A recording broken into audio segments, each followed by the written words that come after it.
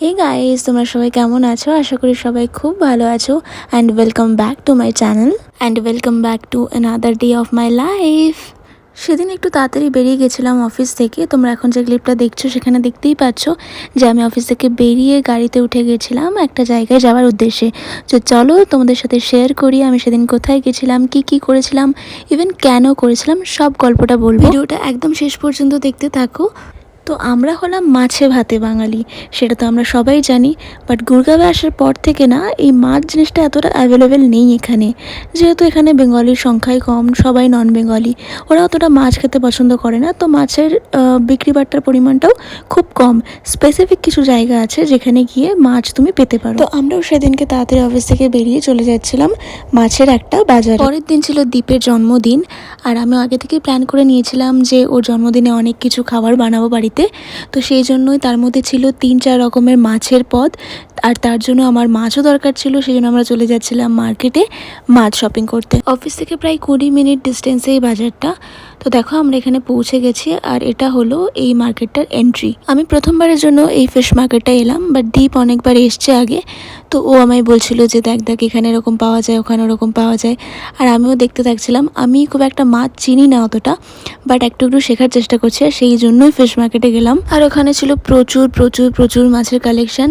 আমি এক্স্যাক্টলি একটা একটা করে নাম তো বলতে পারবো না, কারণ আগেই বলেছি আমি অত মাছ চিনি না। আর এখানে পাওয়া যাচ্ছিল কাঁকড়া, তারপর চিংড়ি মাছেরও আবার বিভিন্ন রকম ভ্যারাইটি পাওয়া যাচ্ছিল। ছোট্ট ছোট সাইজ থেকে শুরু করে এত বড় মাছ পর্যন্ত সব পাওয়া যাচ্ছিল। আর এক একটা মাছ পাওয়া যাচ্ছিল কি ভীষণ বড় বড়। তারপরে পাওয়া যাচ্ছিল পমফ্রেটগুলো দেখতে খুব সুন্দর হয় না, একদম সাদা সাদা পরিষ্কার ক্লিন, আর দেখতে খুব সুন্দর হয় পমফ্রেট। তো আমরা নিয়ে নিয়েছিলাম অবশ্যই পমফ্রেট মাছ। আর পমফ্রেট মাছের একটা মিডিয়াম সাইজ আমরা নিয়েছিলাম, খুব বেশি বড়ও না, খুব বেশি ছোটও না। আমি গেছিলাম টোটাল 4 রকমের মাছ কিনতে, যার মধ্যে পমফ্রেট একটা তোমরা দেখলেই, আর নিয়েছিলাম ইলিশ মাছ, আর নিয়েছিলাম চিংড়ি মাছ, আর নিয়েছিলাম মৌরলা মাছ। মৌরলা মাছটা আমি পরে করব বলে নিয়েছিলাম, ওটা বার্থডের দিনের জন্য নয়। বাট বাকি যে 3টে মাছ সেটা আমি বার্থডের দিনকে বানিয়েছিলাম। আর তোমরা ভিডিওটা এন্ড অবধি দেখতে থাকো যে আমি এই মাছগুলো দিয়ে আমি কী রেসিপি বানালাম, কীভাবে বানালাম। আর এমনিতে তো তোমরা জানোই যে আমি দীপের অফিসে যাই ওকে পিক করতে, ওকে পিক করে দেন আমরা বাড়ি যাই। বাট আজকে হয়েছিল উল্টোটা। দীপ এসেছিল আমার অফিসে আমায় পিক করতে, কারণ আমার অফিস থেকে ফিশ মার্কেটটা বেশি কাছে। তো ও অলমোস্ট 6:30টার সময় অফিস থেকে বেরিয়ে গেছিলো, আর আমার অফিসে পৌঁছে গেছিলো আধা ঘন্টায়। আর আমিও ঠিকঠাক টাইমে বেরিয়ে গেছিলাম। তারপরে ওখান থেকে 20 মিনিটের মধ্যে পৌঁছে গেছিলাম ফিশ মার্কেটে। কারণ আমি যদি আবার ওকে পিক করতে যেতাম তাহলে সেটা উল্টো পথ হতো, উল্টো ঘোরা পথ হতো। সেই জন্যই আমি বলেছিলাম যে তুমি চলে এসো আমার অফিসে, দেন আমরা একসাথে যাবো ফিশ মার্কেটে। তোমরা যারা গুরগাঁও থেকে আমার এই ভিডিওটা দেখছো তারা সবাই নিশ্চয়ই জানবে এই মার্কেটের ব্যাপারে, বাট তবুও যারা জানো না তাদের জন্য বলে দিই। এর লোকেশনটা হলো সিকান্দারপুর মেট্রো স্টেশনের একদম নিচে এই ফিশ মার্কেটটা আছে। তো সেদিন যেহেতু মাছ ফাছ কিনতে গিয়ে অনেকটাই দেরি হয়ে গেছিলো, আর অফিস থেকে বেরিয়েও সেরকম কিছু খাওয়া হয়নি, তো খুব খিদে পেয়ে গেছিলো। তাই আমি দীপকে বলছিলাম যে মাছ টাছ নেওয়া হয়ে গেলে আমরা মলে যাব। দেন আমার খুব মোমো খেতে ইচ্ছে হচ্ছিলো সেদিনকে, তো মোমো খেয়ে আসবো। আর বাড়ি ফিরতে ফিরতে মোটামুটি 9:30 বাজবে। তো 9:30টার সময় বাড়ি ফিরে আবার রান্নাবান্না করাটা টাফ। তাই আমি ডিসাইড করেছিলাম যে বাইরে থেকে সেদিন খাবার নিয়ে যাব, কিছু টুকটাক খাবার অথবা রুটি তরকারি এরকম কিছু একটা নিয়ে যাব, যাতে বাড়ি গিয়ে ইজিলি ডিনার হয়ে যায় আর সেরকমভাবে আর রান্নাবান্না না করতে হয়, কারণ এমনিতেই অনেক দেরি হয়ে গিয়েছিল। আর এখানে তোমরা দেখতেই পাচ্ছ আমরা চলে এসেছিলাম লাইফস্টাইলের উপর একটা ফুড কোর্ট আছে, তো সেখান থেকে আমরা মোমো খাবো। সত্যি কথা বলতে স্ন্যাক্সের মধ্যে মোমো এই জিনিসটা খেতে আমার খুব ভালো লাগে, স্পেশালি চিকেন মোমো। ভেজ মোমোটা আবার একদম ভালো লাগে না, যেটার মধ্যে বাঁধাকপি দেওয়া থাকে। তো আমার চিকেন মোমো খেতে না সত্যিই ভালো লাগে। ইভেন অফিসের লোকরাই, মানে অফিসের আমার যারা কলিগস আর কি, আমার যারা আশেপাশে বসে, তারাও জেনে গেছে যে প্রণমিতা মানেই চিকেন মোমো খাবে। তো আমি অফিসেও মাঝে মধ্যে চিকেন মোমো অর্ডার করে নিই, আমার মোমো খেতে এতটাই ভালো লাগে। আর মাঝে মাঝে এমন একটা দিন হয় যে আমার মোমো খাওয়ার একটা ক্রেভিং ওঠে, মানে হঠাৎ করে ইচ্ছা করে যে মোমো খাবো। তো সেই জন্য সেই দিনও এরকম হচ্ছিলো, যখন আমি বেরোচ্ছিলাম অফিস থেকে তখনই ডিসাইড করে নিয়েছিলাম যে আজকে রাতে তো মোমো খেয়েই বাড়ি ফিরবো। তো সেই অনুযায়ী মলে চলে এলাম। আর দেখো এখান দিয়ে এন্ট্রি করছি আমরা। এন্ট্রিটা নিয়ে যেতে হবে সোজা সেকেন্ড ফ্লোরে আছে ফুড কোর্ট। তো চলো যাওয়া যাক।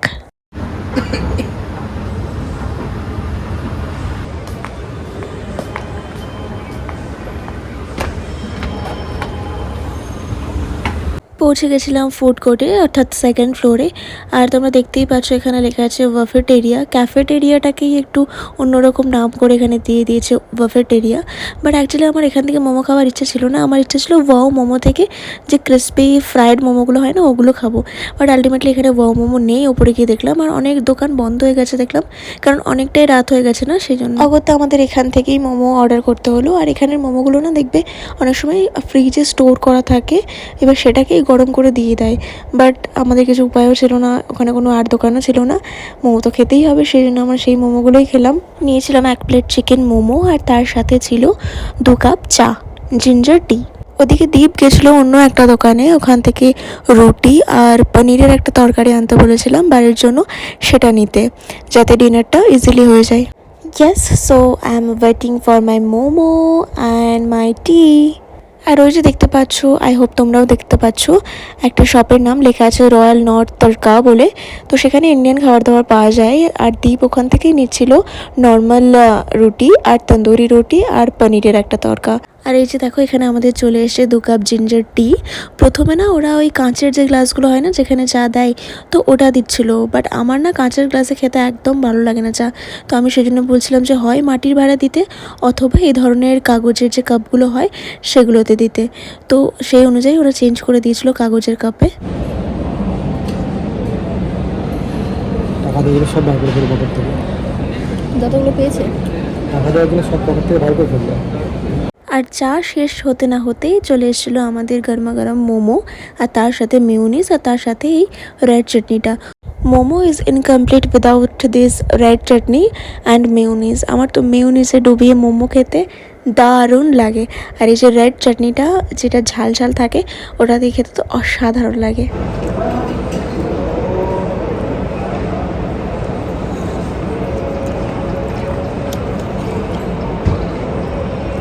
তো আমরা জানি না আমরা ওই টাইমে এত বকবক করতে করতে কেন খাচ্ছিলাম, আর জানি না ওই বকবকের মধ্যে কী এমন কথা ছিল, আর অত কথা কোত্থেকে আসছিলো আমার সেটাও আমি জানি না।